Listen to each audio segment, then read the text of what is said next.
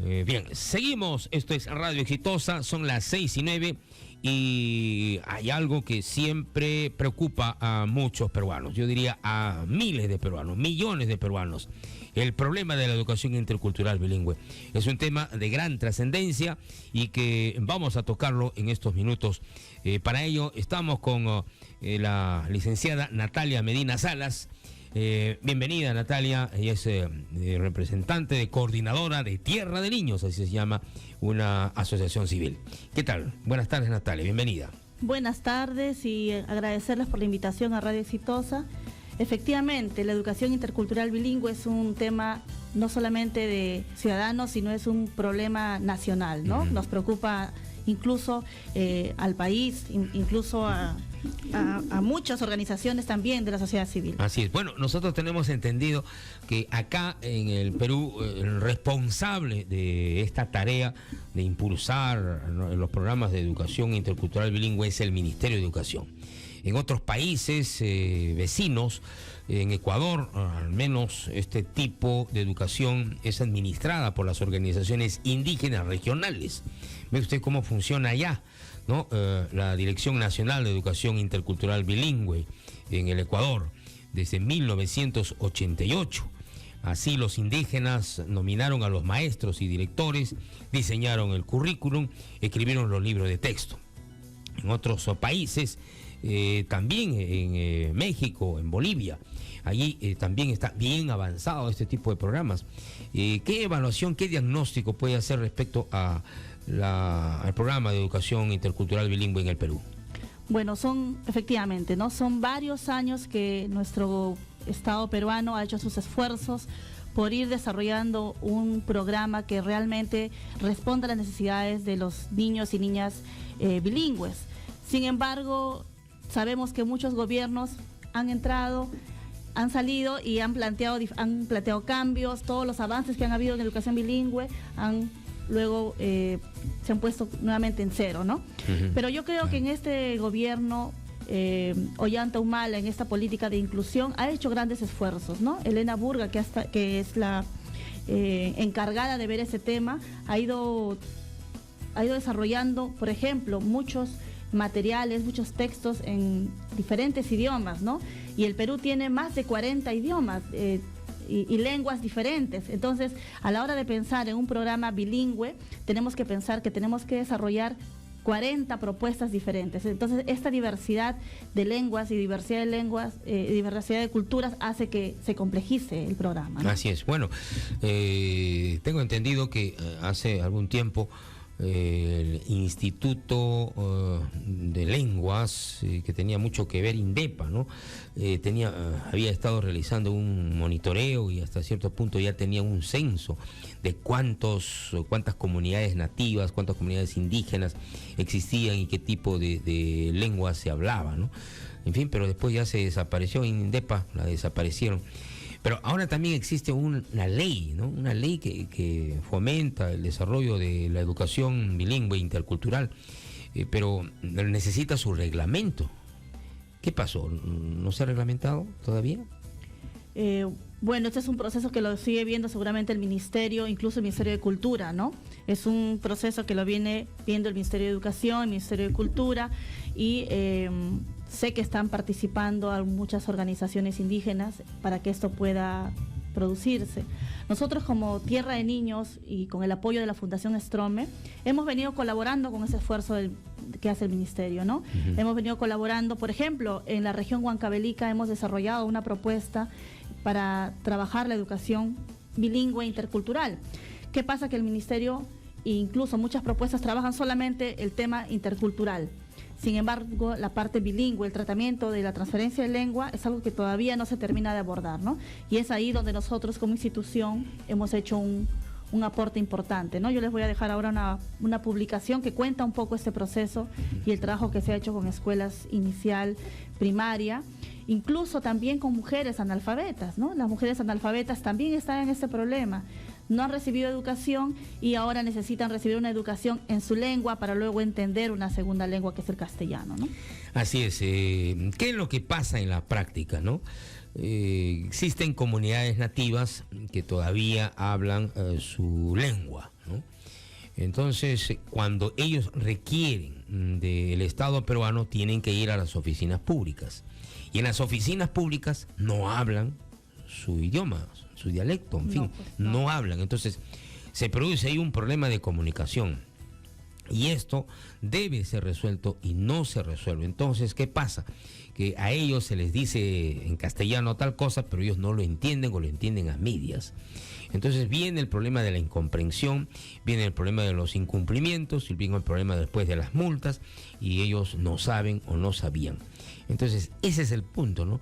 Que se ha expuesto recientemente en foros que se han abierto en estos últimos días, donde se habla no solamente de la consulta previa a los pueblos indígenas, sino también se habla del problema de la interculturalidad y el problema de la educación bilingüe. Son tres campos bien marcados. En el caso de la ley de consulta previa, ya los parlamentarios, algunos de ellos son conscientes de que se necesita modificar. Muy bien, hasta ahí el trabajo es parlamentario. En el caso de la educación básica bilingüe, la educación bilingüe, poco o nada se ha avanzado, o es que se ha avanzado mucho. En el caso de Huancavelica, usted me está diciendo que han realizado ustedes una serie de trabajos. Y ese trabajo, ¿cuáles son los resultados que se han obtenido?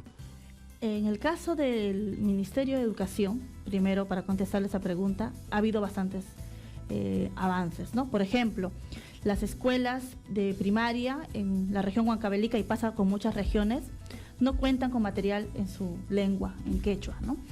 O sea, no tienen material didáctico. No pueden leer en quechua. Entonces, sabemos que un niño necesita aprender una serie de conocimientos, y necesita adquirir una serie de competencias, pero primero en la forma como él piensa, ¿no? Y el niño en Huancavelica piensa en quechua. Entonces, no tiene texto en quechua, el docente le habla en quechua, pero a veces, por ejemplo, tiene docentes que vienen de Ica. Y no hablan quechua. Entonces, para el docente es un problema comunicarse con los niños, y para los niños es un problema entender a su profesor, ¿no? O a su profesora. Entonces, lo que el Ministerio ha hecho, por ejemplo, es desarrollar un programa y desarrollar textos en quechua. La complicación es que si el quechua es o no huancabelicano, o es ayacuchano, o es puneño, ese ya es un tema un problema que se abre. Secundario, pero de todas maneras importante, ¿no? Claro. Ya es un avance, ¿verdad? Ya es un avance. Entonces, este es un elemento que nosotros estamos también trabajando en Huancavelica. Hemos desarrollado textos en quechua, hemos trabajado una metodología de didáctica en el aula, porque el docente habla en quechua, castellano o en quechua, habla en quechua, escribe en castellano, y luego termina su clase en castellano, ¿no? Y todo lo que tienen que hacer los niños es copiar en castellano.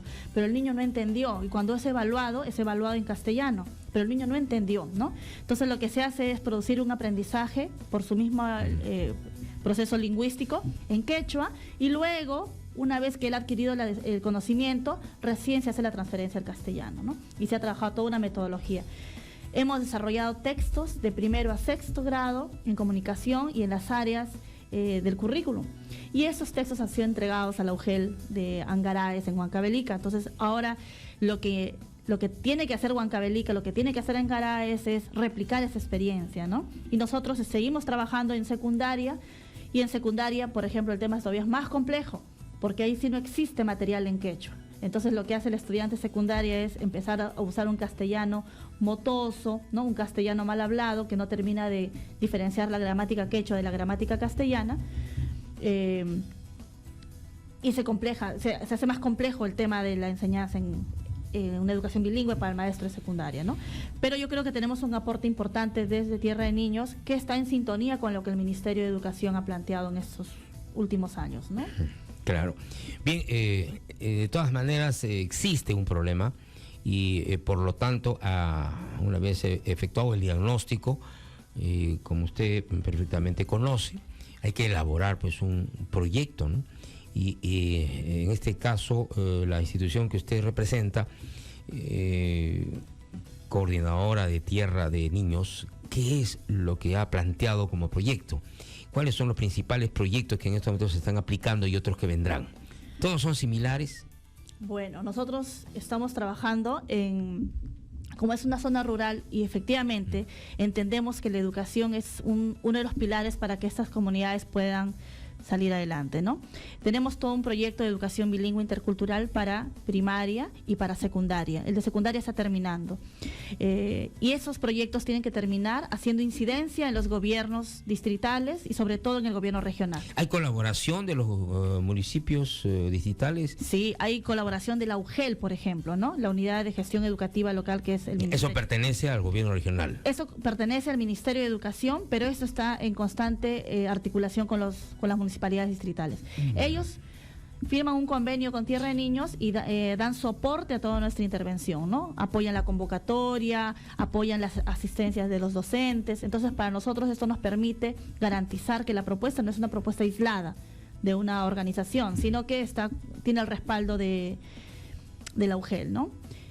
Claro. Sí. Y ¿en cuántos municipios, con cuántos están coordinando ustedes allá en Huancavelica? Por ahora estamos trabajando con una provincia que es Angaraes, ¿no? Y Angaraes en un distrito específico que es Anchonga.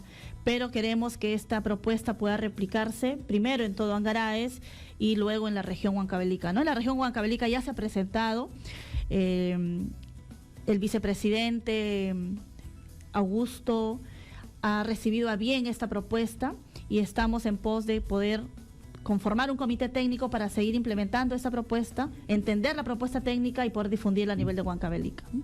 Bien, a ver qué nos dicen nuestros oyentes. Estamos hablando acerca de la educación bilingüe, educación importante, necesaria, básica, especialmente en los pueblos de los Andes y en la Amazonía.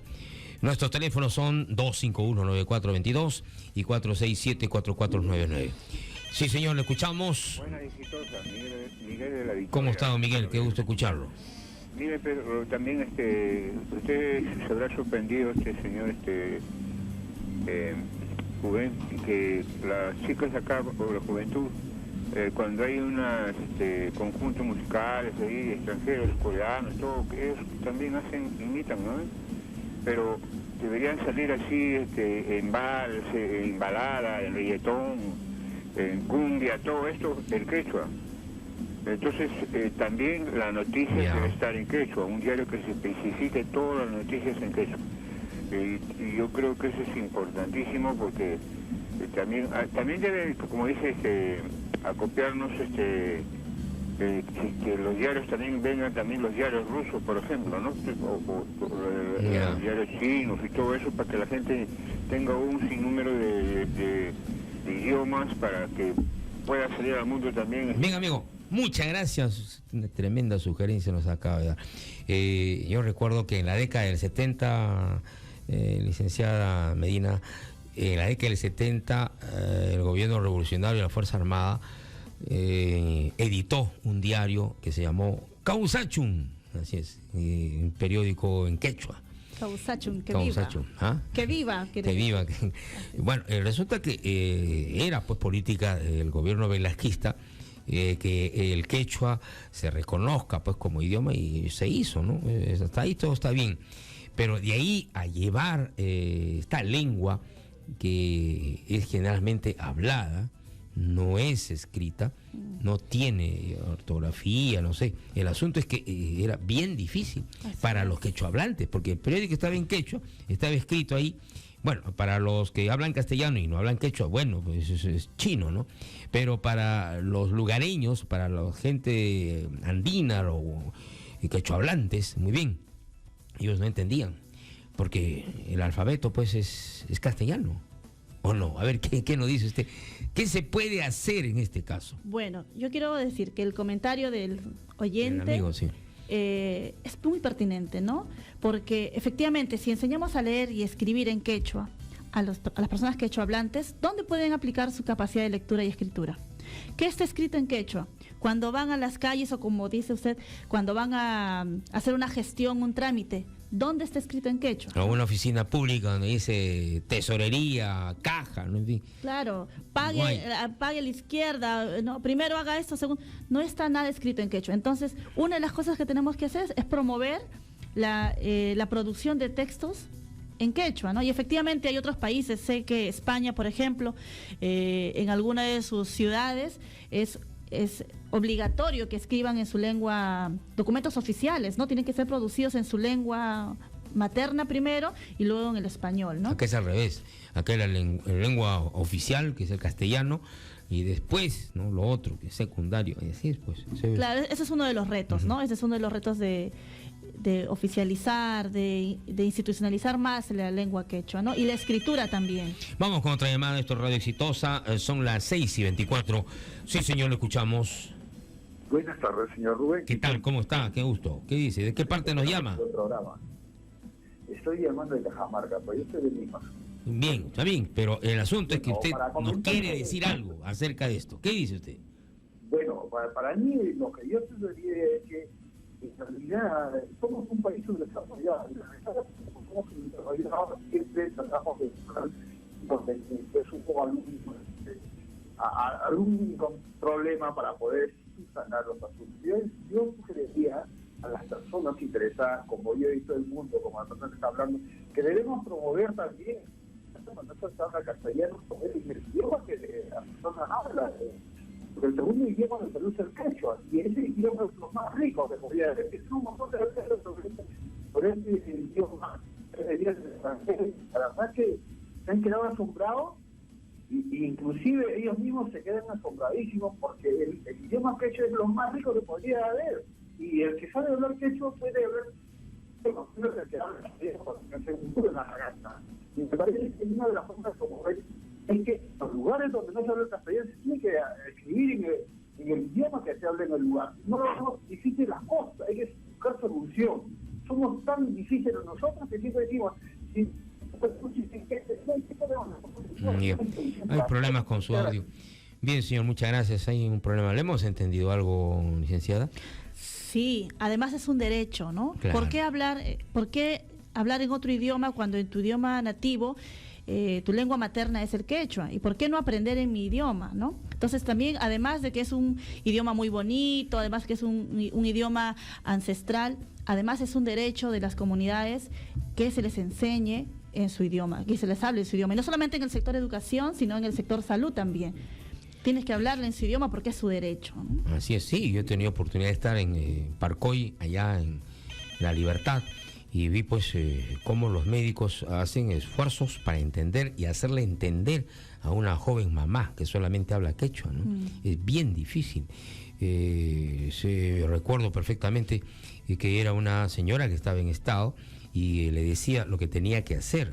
Pero, es decir, el doctor no sabía quechua, sabía castellano, entonces tenía que utilizar un intérprete. Así es, en Huancavelica a veces traen al intérprete que es su esposo, y al esposo le tienen que explicar temas de su gestación cuando quien tiene que conocerlo también, o principalmente es la mamá. Pero como no domina el castellano, es el papá que tiene que... Esta observación me la ha hecho nuestro productor, ¿no? Justamente Acuña. Bien, esto es Radio Exitosa. Sí, señor, lo escuchamos. Son las 6:27. Buenas tardes, señor Sánchez. ¿Qué tal? Juan Barrio del Callao. ¿Cómo está, don Juan? Qué gusto escucharlo. Mire, señor Sánchez, yo soy de la Sierra. Estoy acá en Lima 32 años. ¿Qué es de Apurima, no? Sí, de Apurima, de Abancay para 2 horas todavía. Para adentro, ya, Mire, muy bien. Adentro. Y hay mucha gente, ¿no? Muchas personas mayores de 65 años que no hablan castellano. Ellos viven en la Puna. O sea, de Abancay por lo menos están pues caminando, porque ya no entra carro, pues caminando por lo menos. No hay carro, claro. Ahora es fácil llegar a Abancay, pero de ahí para adentro, quiere decir, bueno, así es, hasta Acémila, ¿no? Sí, así es, mira, a nosotros tenemos que sentirnos orgullosos de saber quechua, es nuestro primer idioma. Si nosotros no nos sentimos orgullosos de hablar quechua, porque los extranjeros vienen acá, a Cusco, y pagan para que les... O sea, admiran ese idioma. Entonces, no podemos sentirnos orgullosos de tener Machu Picchu, Chan, Tiahuanaco, tantas culturas. Miren, y acá todavía nos falta aprender, porque hay que aprender los idiomas de los indígenas de la selva, por ejemplo, de la gente de Puno. Estamos atrasados en esta parte. En mi proposición, desde ese primer grado hasta secundaria, 5º año, deben los alumnos aprender quechua, aunque sea por reconocimiento, por no olvidar, no hay que extinguir este idioma que es algo maravilloso comparado con Machu Picchu. Yo lo digo porque yo sé hablar quechua, tengo 32 años acá y normal hablo quechua, señor Sánchez. Muchas gracias. Ya, paisano, porque quería que nos diera un mensaje en quechua. Don Juan Vargas, a ver si nos prepara un mensaje en quechua, por favor, para unos minutos más, por favor, lo voy a agradecer. Son las 6:29, y vamos a seguir hablando acerca de este tema en unos instantes más aquí con la licenciada Natalia Medina Salas de Tierra de Niños. Son las 6:29.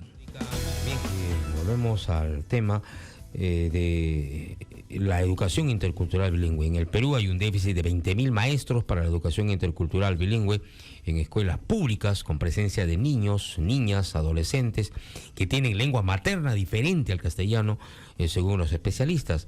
Recientemente Manuel Grandes, director de Educación Intercultural Bilingüe, informó que durante su participación en el canal online de la agencia andina, explicó que esa especialidad requiere de ese número de docentes para satisfacer las demandas de formación y aprendizaje de comunidades históricamente postergadas. El funcionario informó que gracias a un registro elaborado por la dirección a su cargo, se han establecido que en la actualidad existen 17.000 instituciones educativas que acogen a más de 1 millón de niños con su lengua originaria en etapa escolar. Bien, pero acá hay un problema, esto no es pues el 100%, ¿no? Es tan solamente una parte, ¿no? Y todavía no se sabe cuántos son. Y de esos 17.000 escuelas que son identificadas como que albergan a niños bilingües, 13.000 de esas escuelas no están haciendo educación bilingüe. Entonces ahí hay un verdadero problema, ¿no? Se tiene el diagnóstico de cuántas escuelas están albergando a esos niños, pero realmente 13.000 de esas escuelas no saben cómo hacerlo. Y ese es el gran problema, ¿no? No saben qué tipo de metodología utilizar para realmente poder enseñar en 2 lenguas. Además, el currículum tampoco no está elaborado en 2 lenguas, ¿no? El currículum generalmente llega a las aulas en castellano y el profesor tiene que hacer el esfuerzo de traducir usando una gramática que no conoce y enseñar 2 gramáticas cuando enseña comunicación, por ejemplo, ¿no? Y ese es uno de los grandes problemas cuando trabajamos educación bilingüe, ¿no?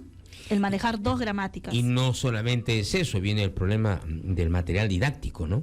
Que es importante, porque ¿qué hace el profesor haciendo un esfuerzo personal cuando no hay pizarra, a veces no hay ni siquiera mesas, no hay un local, no hay un mobiliario adecuado, ¿no? Olvídese de la última tecnología, eso no existe.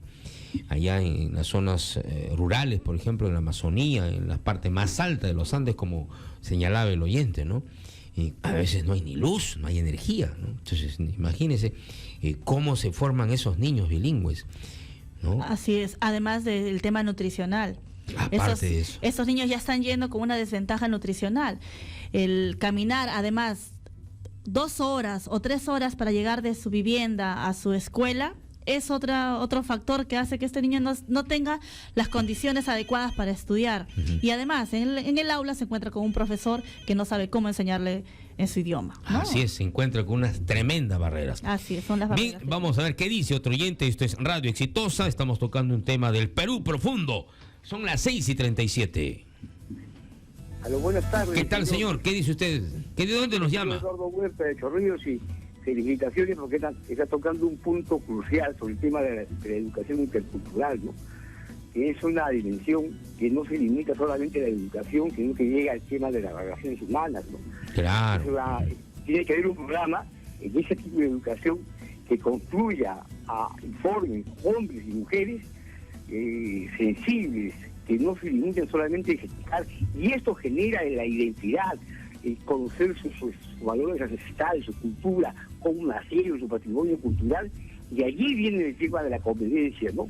Saber que existen otras etnias que piensan distinto y que hay que respetar. Y ahí viene el tema de la pacificación, ¿no? El tema de la interculturalidad tiene que pasar también por hablar con la lengua madre, y es un derecho de nuestros hermanos andinos que lamentablemente cuando vinieron los españoles vinieron con un criterio que creía que todos pensábamos por igual, ¿no? Lo felicito por el tema porque es un tema crucial para la pacificación del país, para la identidad de la gente, ¿no? Y el desarrollo del país. Muchas gracias, señor. Bien, señor, muchas gracias. Acá hay un concepto muy importante que analizar, que es el de la interculturalidad, ¿no? ¿Qué cosa significa interculturalidad, intercultural, ¿no? ¿Cómo se maneja eso, ¿no? Es algo que está inclusive en el organigrama del Ministerio de Inclusión Social, creo que es, ¿no? El de el viceministerio de la interculturalidad.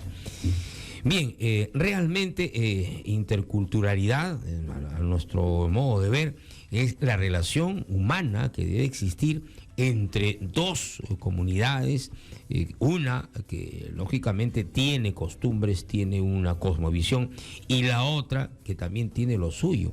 Entonces, esa relación es la que se llama interculturalidad, que no es una mezcla, que no es un dominio. ¿Es así o no, licenciada Medina? ¿Qué hacen, por ejemplo, en la propuesta de educación bilingüe intercultural? El ministerio está planteando que los docentes partan su planificación del calendario comunal, ¿no? Este calendario comunal tiene todos estos elementos culturales, ancestrales, rituales, festividades, etcétera, y a partir de este calendario desarrollan su currícula. Sin embargo, nosotros estamos promoviendo que no sea solo ese elemento. Si es que solamente los niños tienen acceso a su contexto cultural, ¿en qué momento están teniendo contacto con lo global? Y lo global también trae una serie de conocimientos y saberes y tecnología importante para ese estudiante al cual tiene derecho a acceder. Un chico de Huancavelica tiene que saber lo mismo que un chico de Lima o de Chiclayo. No solamente el de Lima va a tener acceso a tecnología e información porque tiene internet, sino también el muchacho de Huancavelica tiene derecho Así es, eso es lo ideal, a conocer, ¿no? primero su comunidad, partir su identidad y reafirmarse, y luego conocer otro tipo de culturas, ¿no? Este tipo de educación es la educación intercultural. Conocer, partir por lo mío, y también conocer lo que la globalización me ofrece como alternativa, como opción de conocimiento, ¿no? Esto es interculturalidad. Claro, y esto debe desarrollarse, para eso se ha formado ese viceministerio, que muchas personas, muchos profesionales inclusive no lo entienden, creen que esto es una mezcla. No es así, es interrelacionarse. Es como decir, en el caso de manejar un problema desde el punto de vista interministerial, que es distinto de verlo o resolverlo del problema multiministerial, que es otra cosa.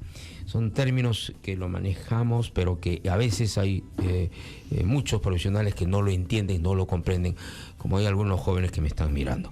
Esto es Radio Exitosa. ¿Creen que estamos hablando chino acá? Son las 6:41. Sí, señor, lo escuchamos. ¿Qué tal?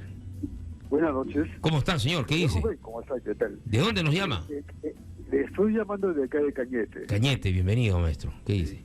El que le habla yo soy antropólogo, y la verdad que le felicito porque es un buen programa y están tocando el tema muy importantísimo para nuestra sociedad peruana. Y le agradeceremos su participación, señor, desde ahora, por adelantado. Me da vergüenza y lástima por la ignorancia de nuestra política y sobre todo nosotros los habitantes. Yo soy amante de nuestra cultura por mi profesión. Es la cultura más hermosa del mundo, que no se puede comparar con ninguna cultura, por la sociedad formada y la estructura que ellos han formado para poder tener una buena paz y gobernabilidad en ese mundo, en la época del imperio de los incas.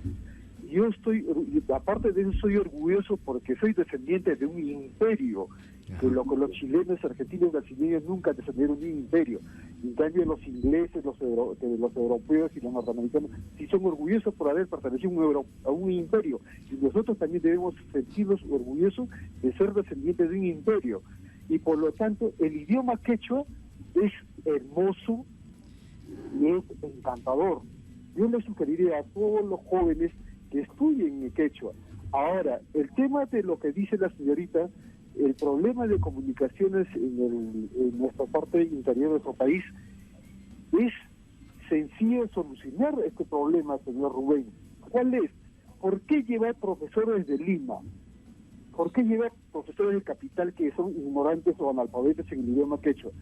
Si los habitantes del lugar pueden ser profesores y tranquilamente enseñar a los niños sin ningún otro conveniente, yo no sé por qué se hacen tanto problema.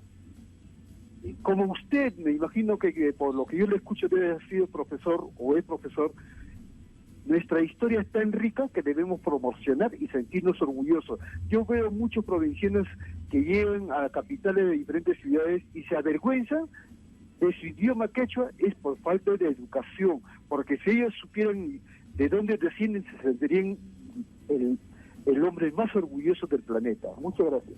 Bien, señor, muchas gracias. Usted me hace acordar una conferencia a la cual asistí hace buen tiempo acerca de cómo maneja Brasil su problema de interculturalidad.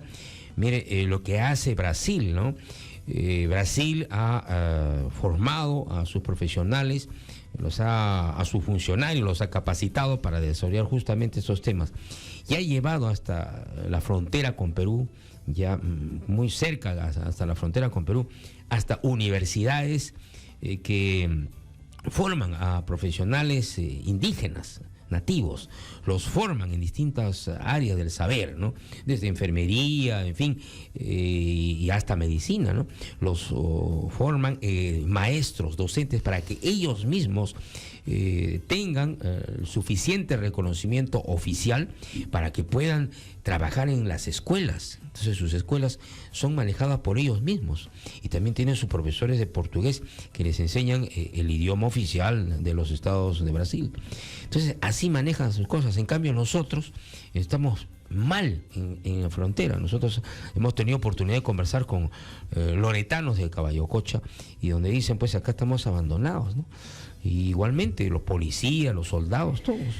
Uno de los temas importantes que me hace pensar es si cuando uno estudia y elige una carrera, te motiva a estudiar educación y sobre todo te motiva a estudiar educación bilingüe. ¿Estás dispuesto a caminar e irte a comunidades remotas? ¿Estás dispuesto a enseñar a comunidades que a veces no tienen infraestructura, no tienen equipamiento? ¿Estás dispuesto a estar toda una semana fuera de tu familia porque no eres de esa comunidad y vienes de otros lugares de la región? Uh-huh. Estas son algunas preguntas y son algunos aspectos que hace que muchos no opten por seguir educación bilingüe. Es así que esta cifra de 22,000 docentes que se requieren es un dato importante por lo cual no se pueden cubrir todavía esas 13,000 escuelas, ¿no? Entonces, son temas efectivamente que tenemos que seguir trabajando y que tenemos que seguir promoviendo. Ahora, yo sé que hay universidades en la región, por ejemplo en Huancavelica, que promueven muchos docentes con su licenciatura de educación bilingüe intercultural. Sin embargo, no manejan el quechua. Entonces, a la hora que cogen plazas en la UGEL, por ejemplo, tienen un problema porque son asignados a una escuela en una comunidad remota y no dominan el quechua, a pesar de ser titulados en educación bilingüe, ¿no? Entonces, son temas que todavía se tienen que seguir resolviendo, porque esos docentes son los que enfrentan la educación de miles de niños peruanos, ¿no? Niños peruanos que están esperando una educación de calidad, quieren aprender a leer y escribir en su idioma para luego poder transferirlo al castellano. Sin embargo, tienen esta deficiencia docente. Además del sueldo que percibe un docente, ese es otro tema que no motiva, ¿no? En absoluto, porque aquí los docentes ya se han manifestado, inclusive han habido hace algunos meses algunos docentes que querían hasta renunciar. ¿Para qué seguir si tienen problemas de movilidad, tienen problemas de estadía, tienen problemas hasta de subsistencia, ¿no? Con esos sueldos tan bajos que perciben. Sí, así es. El sueldo más bajo que recibe un docente que está iniciando son 900 soles. Y con 900 soles este docente tiene que irse a las comunidades, pagar sus autos, taxis, porque a veces no hay movilidad, no hay bus como en Lima, y no es motivador para ellos, ¿no? Y luego las escalas más altas son 1.300, en fin, pero son sueldos que realmente no los motivan a poder enfrentar este reto que nosotros estamos siempre promoviendo. Bien, aquí justamente estaba revisando una página de Brasil. En Brasil los indios de diferentes lenguas y etnias fueron estimulados por organizaciones gubernamentales y no gubernamentales a usar el Internet. Ve usted, ya en las aldeas, en las comunidades hay internet, aunque la situación sea bastante precaria. Un número de 2.698 escuelas indígenas, escuelas de lingüas, ¿no? Existen en las aldeas, frecuentadas por más de 200,000 alumnos, fueron equipadas con computadoras, y en donde ello no fue posible, las computadoras de los puestos de salud de FUNASA fueron puestas a disposición dentro de los centros de cultura como parte del programa del gobierno electrónico Servicio de Atención a la Ciudadanía. Ve usted cómo avanzan en los países vecinos, mientras tanto nosotros nos vamos quedando. Y bien lejos, ¿ah? Sí, señor, lo escuchamos. Buenas tardes, esto es Radio Exitosa. Son las 6:48. ¿De dónde nos llama, señor? ¿Me escucha? Bien, vamos con la otra línea. Sí, señor, lo escuchamos. Buenas tardes. Sí, señor, lo escuchamos. ¿De dónde nos llama? Esto es Radio Exitosa. Señor Rubén Sánchez, buenas tardes. ¿Qué tal, amigo? ¿De dónde nos llama? Estoy llamando acá de Puerto Maldonado. ¿Qué tal, Mira, paisano? ¿Cómo está? mira nomás, ¿sabes que el gobierno ha dado su mensaje en quechua, dijo que Panacuna es queridos hermanos y hermanas. Y ahora yo estaba también por Puno, he visto, hay niños hablan 3 idiomas, aymara, quechua y castellano. Ahora acá en Puerto Maldonado también en el río Inambari hay nativos que hablan dialecto y hay profesores que enseñan, su profesor que hablan castellano. Y más arriba hay Puerto Luz y San José de Carena, ahí también hay nativos y hablan dialecto correctamente, puro dialecto, pero ahí también hay profesores que enseñan, profesores que hablan castellano, no sé si eso tiene conocimiento. Claro, Gracias. justamente estamos aquí haciendo una evaluación con la licenciada Medina. Esto es Radio Exitosa.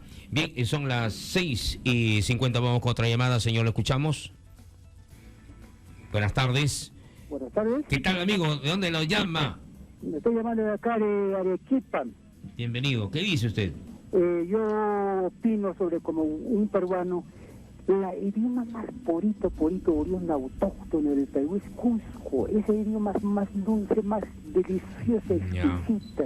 No es como, por ejemplo, la gente de Huancavelica, Ayacucho, Apurímac, Puno un poquito y habla un poquito cambiando. Por eso yo cada vez estoy descontento con el Canal 7 de TV Perú, que hay un programa de Misquita aquí, habla de 2 señores cusqueños, y ya no es tan bonito el quechua. Debería poner un periodista de Cusco que hable por eso, ¿no? Yo como quechua hablante, yo conozco, yo saboreo ese quechua de Cusco, es el porito. Ese es algo autóctono de los peruanos. Es lo que quería decir. Maestro, Gracias. por favor, un mensaje en quechua, en ese idioma puro que usted nos está hablando. El quechua de los incas. Guay, qué panaicuna. Oscuda Sánchez me lístimo que es que una simita catalanches. Manan, Joaquín ya está con la Cuscuma y Guadacuchi, más tempes. El runasimi, ¿no? ¿Ahí? El runasimi. El runasimi es Claro. el quechua se dice. Por eso yo quisiera que hagan en TV Perú que pongan ese quisiera que pongan en Mezquita que con más antes era la María Jesús Rodríguez era cusqueña, ese sí era la lengua quechua purísimo, ese era autóctono. Hasta luego, muchas Bien, gracias. amigo, muchas gracias. Ya nos ha hablado pues de que el runasimi es el idioma de los incas, lógico. Hasta 1560 el nombre de la lengua que hablaron los incas fue el runasimi en todo el Tahuantinsuyo. Y en 1560, como nos recuerda nuestro productor Eder, qué inteligente es este joven, inmediatamente nos trae los datos. Fray Domingo de Santo Tomás lo bautizó con el nombre de Quichua, ¿no? Y en 1608, Alonso de Huerta, otro sacerdote, le da el nombre de Quechua. Muchas gracias por el dato. Bien, esto es Radio Exitosa, sí señor, lo escuchamos. Sí, buenas noches. Señora, ¿cómo está? Sánchez. ¿De dónde nos llama, por señora? Por comentarios y por revalorar nuestro idioma, pues yo creo que la identidad parte por nuestra lengua. Y el quechua es una lengua, se podría decir, aglutinante, porque usted sabe que a partir de una raíz se puede construir palabras. Usted puede decir, por ejemplo, huasi, que es casa, que es la raíz, y los sufijos huasicha ya vendría a ser casita. Y usted quiere decir mi casita, usted dice huasichay. Entonces, y así usted puede añadir sufijos, y esta nuestra lengua prácticamente era propia de lenguas avanzadas. Guarmicita, algo así, entonces. Guarmichay sería. Guarmichay, ya. Sí. Necesito una profesora bilingüe, por favor, urgente, ¿no? Y bien, seguimos con Natalia Medina Sala. ¿Qué conclusión podemos arribar? ¿Qué es lo que podemos pedirle al Ministerio de Educación?